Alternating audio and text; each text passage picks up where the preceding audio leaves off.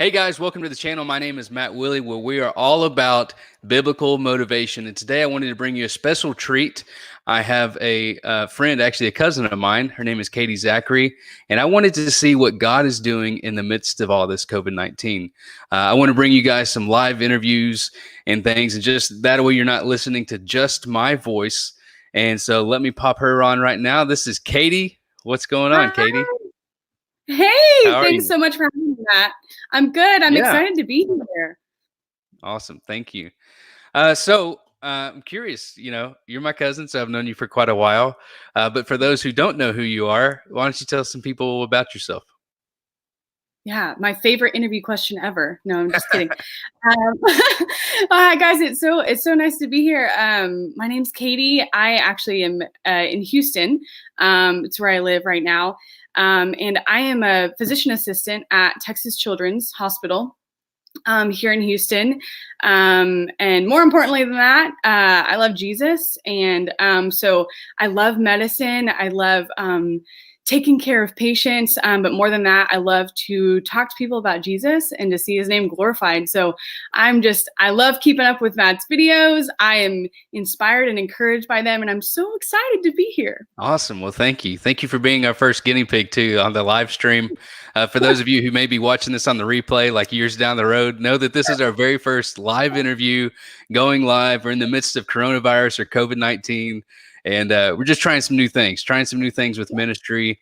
And my cousin was generous enough to come on and know that we're broadcasting live. So anyway, so you have professional experience. You've gone through how many years of school have you gone through? So a total of almost 7 years of school. Wow. I had 4 years of bachelor's and then about 2.5 years of graduate school. My goodness. And I haven't finished any. So I went to seminary, which is pretty good. I did start and finish that, but nowhere Yes. near the track record that you have. So awesome. I'm sure you're our Oh. grandparents' favorite. So I am curious though, and the midst of COVID-19 and the coronavirus, and you are doing you're a physician assistant in the I can't really think of the name, but you're not on the front lines in like emergency medicine, right? Right. And so Correct. Yeah. So go ahead. Yeah, go ahead. No, you go ahead. So my official title is a surgical hospitalist. And so I work in pediatric surgery. And so we are taking care of kids who need surgery. We take care of kids in the hospital after surgery.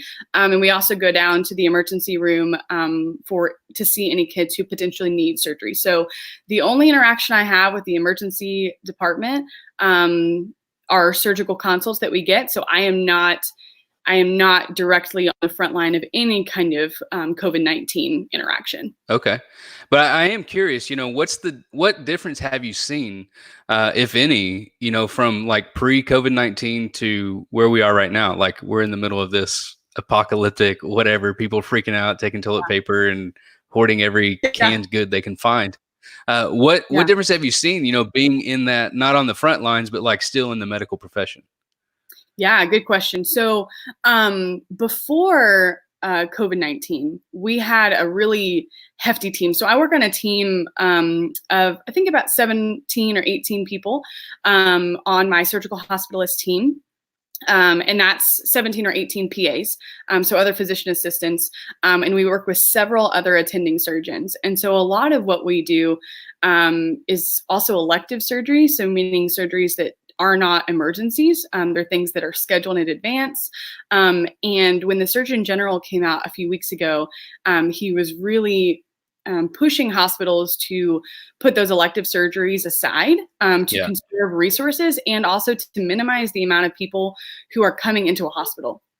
And so my work life has actually pretty radically changed in the last couple of weeks. And it's something that it's changing all of the time. And so before we're a 24/7 coverage service. So we work holidays, so 365 days a year. And we normally You're on all the time.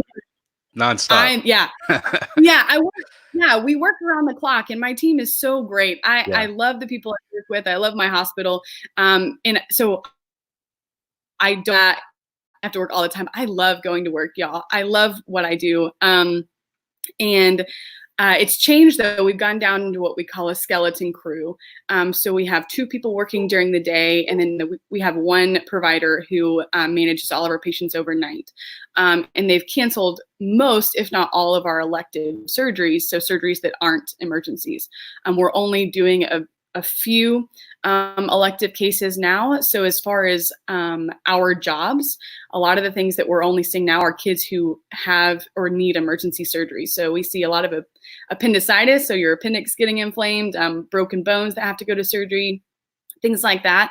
But we have gone down to a very small group of people working at a time to try and minimize the amount of people in a hospital, because we still have to be, moving and driven. We still have patients to take care of. And we're just trying to minimize the amount of people. But we're now restricting how many people can come into the hospital, which has been, I think, really hard on parents, because, it'd be really nice for mom and dad to be able to be in with their kid at the same time. But right now we're only allowing 1 parent at a time. And so it's been really hard to have to tell people, I'm sorry, you're going to have to switch off. You can't come in at the same time. And also we are testing all of our patients who are coming in for surgery. And so to try and minimize where we can just confirm that they have COVID-19 or not, to try and save the really hefty PPE. Yeah. So we have to kind of wait a little bit to do some surgeries until testing comes back. So we have seen some changes, but to see the resilience of my hospital, Texas Children's is a phenomenal group of people. We call ourselves a family, and so to see everybody kind of rally together, it has been a really, really inspiring thing amidst the challenges. Yeah. That's awesome. I can remember, my second daughter, she had some complications when she was younger, and we actually had to go into surgery 3 times. And, and that was a miracle story in itself, and how God just delivered her out of that. We actually had a prophetic word where she was supposed to get cut across the abdomen. And this is one of our rabbit trails that we were talking about, that she was supposed to be cut open, across the abdomen, and it could affect, how she would give birth in the future when she's an adult. And so we just didn't like what was going on. And, but that was really hard. And that's another miracle story for another time. But that was really hard on us as parents, as and as I'm sure you're seeing all these parents, you're mentioning that they're having to be split up. Like, that would have made it even more difficult, having to go through that. So I'm glad your team's on it. Like, just hearing you talk about how your team's been working and all the things that you've done. And I love that your team is so close, because I think that really helps, that you don't have that constant fighting and battling. Oh, well, this person did that and this. So that, I'm sure, makes it really helpful. So I'm curious. Close and yeah, go ahead. We're having fun. My team, everybody on this thing anyway. We're just having fun right here. We're just gonna roll with it. Yeah, no, it is. Surgery is an interesting thing. I remember when this was happening. It's just a really scary thing anyway. You ask parents, what's your biggest fear? And the biggest fear normally is your kid not making it through surgery. And so now having to kind of address patients' fears, and more so parents' fears, not only about surgery now, but about all the other things, like being in a hospital exposed to other patients and things like that, and trying to just, as best as you can, reassure them that you're taking care of their kid, that that you're taking the necessary precautions. Like, it just adds a whole different element to how you're trying to at least bring in the midst of that. Right. Yeah. Well, and I can remember, the only experience I have is with Audrey. So, that I can just remember every nurse, every smile that we got, every reassurance just went a long ways. And so, especially with you, being with kids, I think it just amplifies it even more. Like, you can cut me open and do whatever you want, but when you do it for one of my kids, like, it just makes it a little bit more difficult. For sure. So, well, So as a medical professional, what are some things that you wish people would know maybe about this, in this pandemic thing that we're in?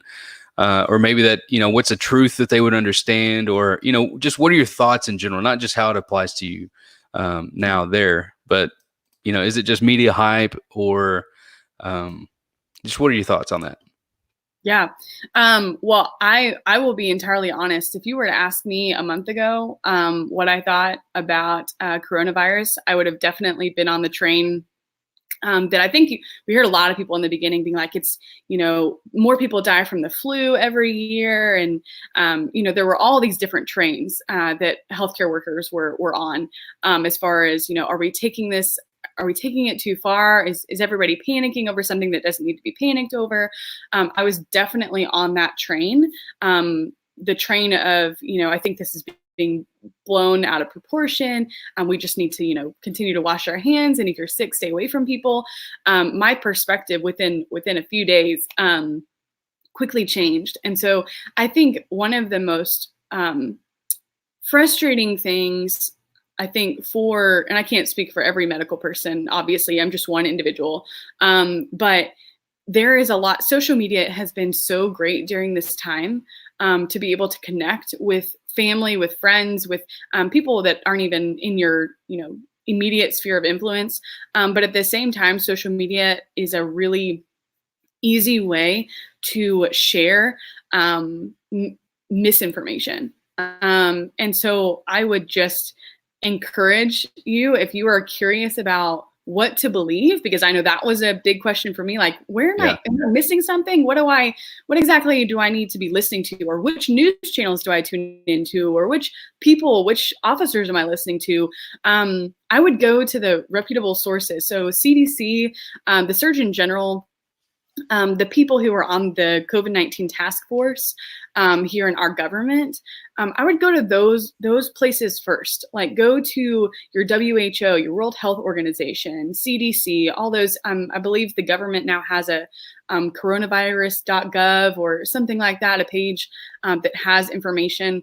And just try and at least if you're just don't share maybe things on social media until you have verified that it is actual factual information. One of the most frustrating things could be like, right coconut oil cures coronavirus, and then we're going to be out of coconut oil or something. I only say that because I'm on keto, and so I'm eating it. But please don't take it all. But like, even I think there's a story that came out recently with a nurse who was, came out saying that she was being forced not to wear a mask while serving patients or something like that. And then, a day later it comes out, no, that's not right or something. So I agree. Like, I think there's way too much news. I mean, I guess you can't have enough, but news is one thing. And then speculation and just spinning something to get clicks is totally different. So, right. Anyway, that's very true. I think you have lots of pages that are trying to get out accurate information. And it's so hard, like, as an individual scrolling social media, how are you going to know? Unless someone has told you, like, hey, maybe you should go fact check that. Like, there's no way for you to know it. And so you're just being fed this tons and masses of information. So just try and find ways that, I don't know, try and find sources are putting out legit information and true stories. Yeah. Well, and it's hard because, you think if you click on one of the main news programs and you're like, well, it's coming out from like one of the top 5, it has to be right. And then you find out 2 days later, no, it's not. It was from that same one. And so it makes it hard to believe, hard to know what to trust, which I think is something that hopefully this helps when we get back to like real journalism, not just, I'm doing this for clicks or whatever. So yeah, great point. But also, what are you seeing God doing in the midst of this? I see you're wearing a Hope City Church shirt. Sorry, I get tongue twisted easy. The Hope City shirt. So I know you guys are doing a lot with churches, and that's why I have people like you on, because I know you're strong believers in your profession. You're incredible at your profession. Just what are you seeing God do in the midst of this, with you and around your circle? Yeah. So I think I'm so in the midst of all of the chaos, and uncertainty. I have been so encouraged the last couple of weeks, to be honest with you. I think God is moving in lots of different arenas right now. I think He's moving in individuals, in communities, and also around the globe. And I've seen, so as far as individuals, I was actually just on a small group. So at my church at Hope City, we've moved to the Zoom sphere, like I'm sure a lot of churches have. And it is challenging to do small groups over Zoom because you just lose a little bit of personality, I think, behind a screen. Yeah. But in the same time, it is just so nice to still be able to get together and to seek the face of Jesus in the midst of this. And so it's been such an encouragement to me. But one of the girls who was in my group last night, she said, I'm really, she's living on her own. She's a single woman. And she said, I used to be able to push down my pain with distraction. So being out with a circle of friends, or going out, or just having, the social fun. And she said, I can't do that anymore. And so while that was really anxiety producing in the beginning to me, it has actually become a really beautiful thing. And so I think that God has, I've heard a couple of pastors call it a divine separation, not in the sense that you're separated from your community, because I do think that social media and all these other platforms have allowed us to be connected in the midst of distancing. But as far as divine separation being that you no longer really have an excuse or have the distractions that you had before. And so like I'm able, in the midst of my kind of random work schedule, I can sit outside and read my Bible for 3 hours. And I can do that because I can't, right? And so as far as individuals go, I think we have a fantastic opportunity to really lean into Jesus and to study like we've always wanted to study, to read like we've always wanted to read, to reach out to people. And then I think in our communities, I know your church has been doing this too, really reaching out to people. My church, Hope City, has been doing it as well, like trying to maintain community. And I lift up our pastors on a regular basis. I can't imagine how difficult it is right now for them, because they are important right now. Yeah, it's like, pray for your pastors, because they are carrying such a heavy weight, trying to know how to navigate these waters that nobody's navigate before. But I'm seeing Hope City specifically be the hands and feet of Jesus around our community. We have a group at our church making face masks for hospitals around the area and also sending them out to other states. We're working with our local food bank. And so there are ways to get plugged in and to help your community in that time too. And I think nationally and internationally, seeing videos, and that's one of the great things about social media, seeing videos being shared of people clapping for their healthcare workers going to work on night shift or coming back. And also like pastors, I think, from all over the world go live on their social medias, and having people tune in. I know at Hope City, we've got people in the Philippines tuning into our sermons. And so to see the body of Christ really come together, and to see that whole concept of the church isn't a building, it's a body, it's a family. To see that's so true. Embody that has been such an inspiring thing for me this past month. Yeah, that's great. There's a couple of things that you mentioned in there that I was like, oh man, you're hitting it. I think a lot of people are like, this is a time for me to relax and and it is, I do think that a lot of the prophesied harvest that's coming, it takes a lot of rest to get there. We can't be worn out and a lot of us I think a lot of this is being repurposed into refocusing. There's a lot of prophetic words about 2020, getting your vision back and learning to do what we need to do to have, true godly vision for this world as Christians. But I don't think we can do that when we're running around ragged, So I think God didn't send the coronavirus or the COVID-19 just to take people out, but I do think he's repurposing it. All things work for his glory, for the good of those that love him. And so something that to me is just important to know, that while bad may come, God is going to repurpose these things, because they always works for the good of those who love God, for his glory. And I think that's what we're seeing. We could sit here and be like, oh man, God sent a plague and all that. Well, that's not the truth at all. But I do believe that God is repurposing anything and everything for the good of those that love him. But also knowing that, our pastors, like you're saying, their business model, because church is a business, their ministry, their business model, whatever, just got turned and flipped upside down. I mean, you go from meeting 1 to 3 to 4 times a week at a physical location to meeting every night all over the world, and now all of our outreaches, some of the outreaches we did while we were at the physical location, we're still feeding people. We're still running circle of cares, food facilities, things like that. The sewing of masks, that's real big with churches right now. It's an incredible thing to watch. It's an incredible thing, like you're saying, to actually see, we're not just in 4 walls or however your church is designed. We're not within the walls. We're actually being the hands and feet of Jesus. Which I know is something that you're passionate about. And actually just a couple months ago, we were talking, this is going to be one of those rabbit hole conversations where we were talking about, your big thing is medical missions, right? That's something that you're passionate about.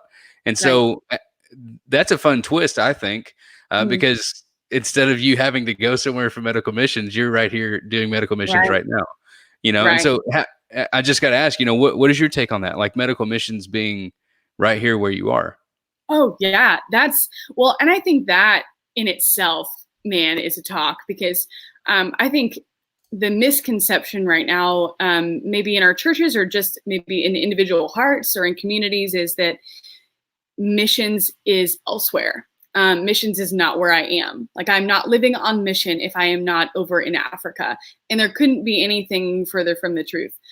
Yes, people are called to missions. I, for one, I have a heart for missions. I desire to see the gospel go into the remote tribes all around the world. But missions is where you are.